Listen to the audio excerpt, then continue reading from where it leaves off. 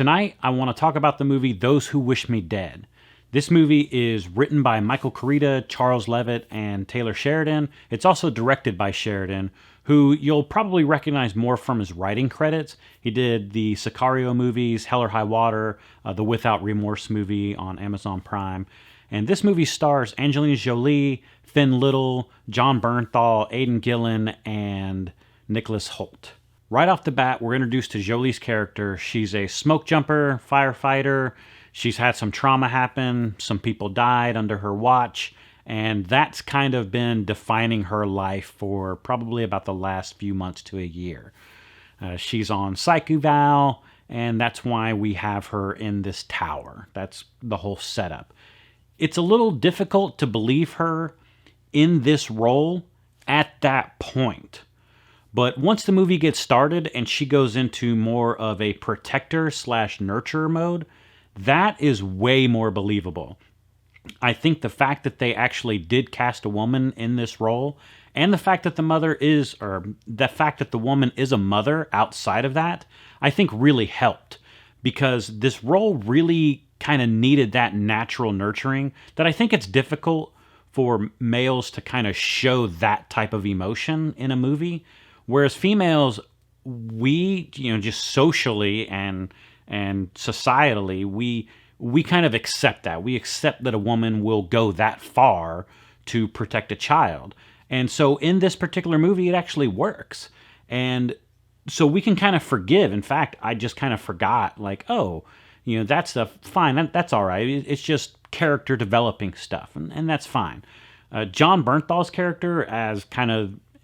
They're in Montana, but he has kind of this southern accent.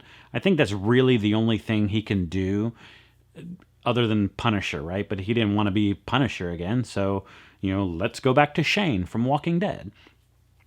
But it works. Jon Bernthal plays a certain type of character really well. And this is that type of character. And he plays it really well. Nicholas Hoult did a really good job as the villain. The breakout performance, though, for me in this movie is Finn Little. He just seems so effortless in his acting.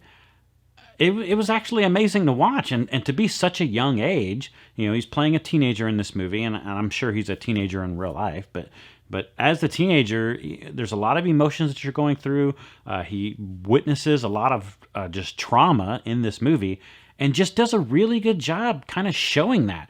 The conversation in the movie between Jolie and Little, it just worked. It was actually fun to watch. It's kind of what drove this movie, is just their experience together and them kind of connecting to each other, empathizing with each other, and healing each other. That to me, that's kind of what this movie was.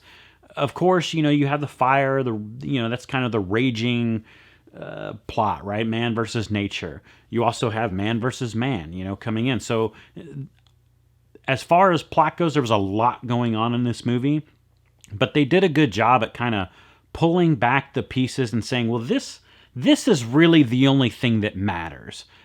And I agree, that was the only thing that matters. Tyler Perry shows up for just a blink and you'll miss it part in this movie. But the man continues to just amaze me with how much he can bring in such a small role. If they had some kind of extended universe of this movie, it probably not. This movie's kind of self-contained. But if they had some kind of extended universe where they showed more, I would like to see him come back. But I don't really see that happening. The movie, I don't know how much money they spent on this. They probably secured a lot by bringing Jolie in. And I know HBO is really kind of pushing everything onto HBO Max. In fact, that's where you can watch this movie. It's also out in theaters, but most people will probably partake on HBO Max.